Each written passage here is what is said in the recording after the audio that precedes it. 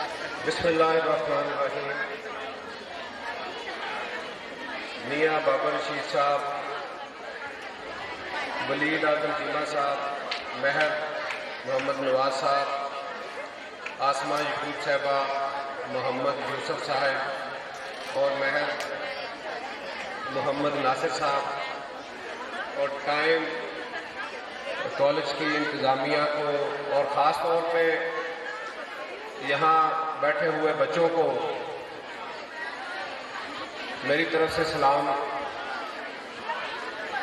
ابھی یہاں پہ پرفارمنس پہ بچوں کی خوشی بڑی دیدنی تھی۔ بڑا اچھا آپ نے جو یہاں پہ پروگرام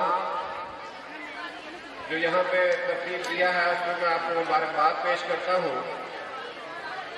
ساتھ ہی ساتھ میں چاہوں گا اپنی بیٹیوں سے کہ وہ ذرا میری 2 منٹ کے لیے جو ہے نا میری بات کو جو سے سنے۔ آج میرا تو اندازہ نہیں تھا میں لنگ رہے ہم یہاں جو اکٹھے ہیں، سب سے پہلے تو میں بابر صاحب کا بہت شکر گزار ہوں کہ انہوں نے مجھے اس قابل سمجھا اور میں یہاں پہ آپ کے سامنے حاضر ہوں۔ آج کی تقریب میں چونکہ میں جب وہاں لاہور سے چلا ہوں تو میرا خیال تھا کہ یہاں پہ اسٹوڈنٹس ہمارے نوجوان بھی ہوں گے، ہماری بیٹیاں بھی ہوں گی، لیکن چونکہ اب میرے سامنے میری بیٹیاں بیٹھی ہیں تو میں کالج کی انتظامیہ کو جہاں مبارکباد پیش کر رہا ہوں وہاں پہ آج ایک بات جو بہت اہم ہے وہ آپ سے کرنا چاہتا ہوں۔ اگر آپ میری بات میرا بیٹا توجہ سے سنیں گے تو میں بات کروں۔ میرے آقا کا فرمان ہے نبی صلی اللہ علیہ وآلہ وسلم کا، علم حاصل کرنا ہر مسلمان مرد اور عورت پر فرض ہے۔ اور آج یہاں میں بیٹیوں کو دیکھ کے بہت خوش ہو رہا ہوں کہ آج پاکستان کے اندر آج ہمارے ہر شہر ہر قصبے کے اندر آج یہ شعور ضرور بیدار ہوا ہے کہ ہماری جو 52% آبادی ہے اس کو ہم نے ان پڑھ نہیں رکھنا۔ آج وہ ہمارے شانہ بشانہ چل رہی ہے اور نبی صلی اللہ علیہ وآلہ وسلم کی اس حدیث پہ عمل کرتے ہوئے وہ آج علم حاصل کر رہی ہے۔ کیونکہ اگر ہماری خواتین ہماری بچیاں وہ علم حاصل کریں گی تو آپ کو پتا ہے کہ ان سے ہی وہ چونکہ یہی اچھی مائیں بنے گی اور یہی اگر ایک پڑھی لکھی خاتون ہوگی تو وہ اچھی ماں ہوگی۔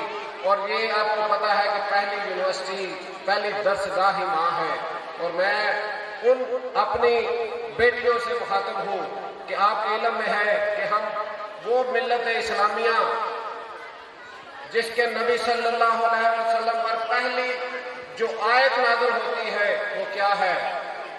آپ کو پتا ہے کہ وہ بھی علم کے لیے ہے، اقرأ بسم ربک الذی خلق۔ تو یہ چھوٹی سی بات نہیں ہے، وہ ملت اسلامیہ جس نے سمرقند اور بخارا کے اندر ایسے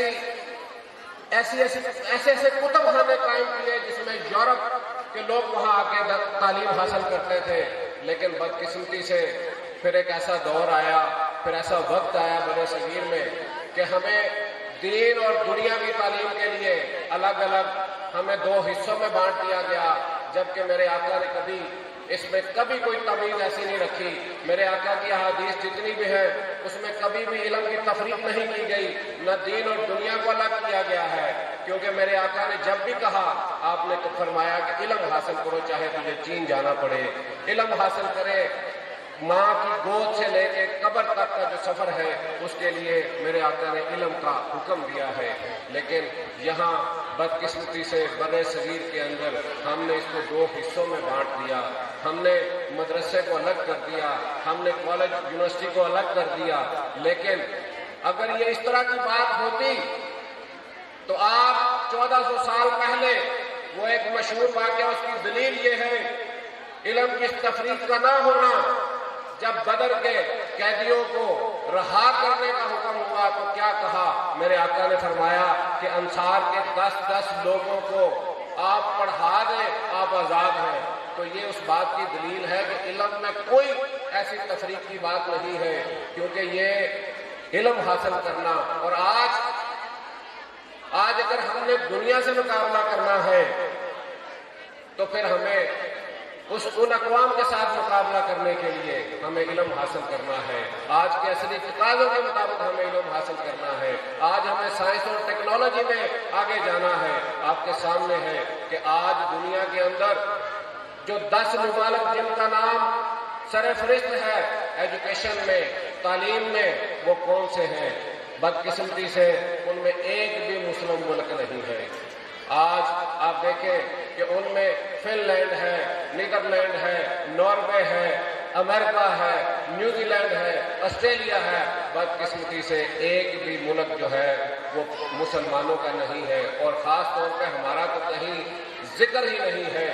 اس لیے کہ آج یہ ذمہ داری آپ پہ ہے، یہ ذمہ داری آج کے نوجوانوں پہ ہے، اور میں خاص طور پہ اپنے یہاں پہ اساتذہ کرام کو، بابر صاحب کو، ان کی پوری ٹیم کو مبارکباد پیش کرتا ہوں کہ آج آپ جو کام کر رہے ہیں وہ چھوٹا سا کام نہیں ہے، کیونکہ ایک عالم جو ہے اس کے لیے جو دعائیں ہیں، پوری کائنات اس کے لیے دعا کرتی ہے۔ آقا کی حدیث ہے نبی صلی اللہ علیہ وآلہ وسلم کی کہ ایک عالم کے لیے پوری کائنات جو ہے وہ دعا کرتی ہے، یہاں تک کہ سمندر کی مچھلیاں بھی اس کے لیے دعا کرتی ہیں۔ تو یہ آپ چھوٹا سا کام نہیں کر رہے، آج آپ اپنی قوم کو، آج اپنے بچوں کو جو علم دے رہے ہیں، آپ ایک بہت بڑا کام کر رہے ہیں۔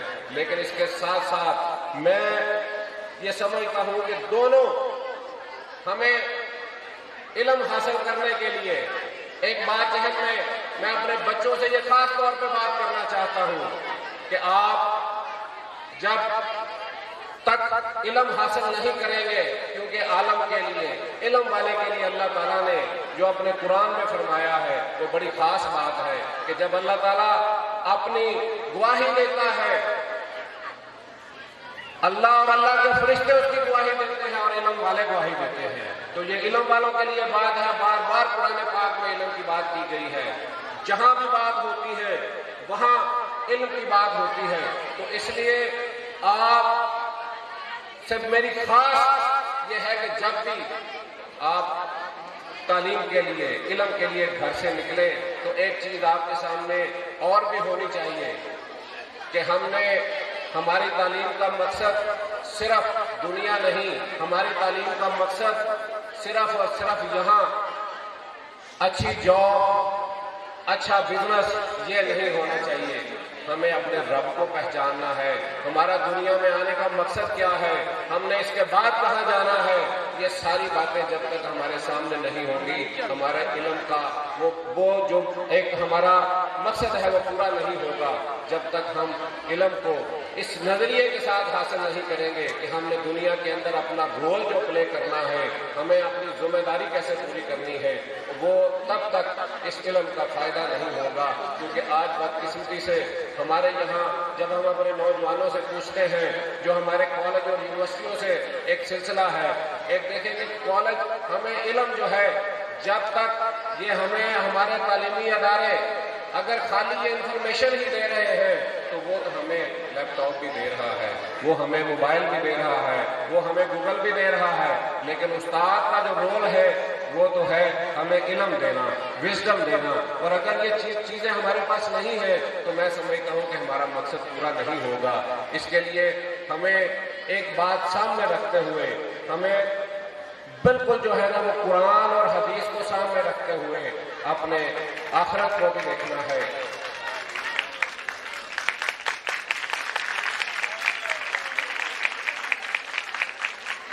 قرآن مجید میں آپ جس سورہ کو بھی لے لیں گے اس میں بھی آپ کو علم کی بات ملے گی۔ قرآن مجید میں 250 آیات ہیں جس میں شرعی قوانین کو بیان جو کرتی ہیں۔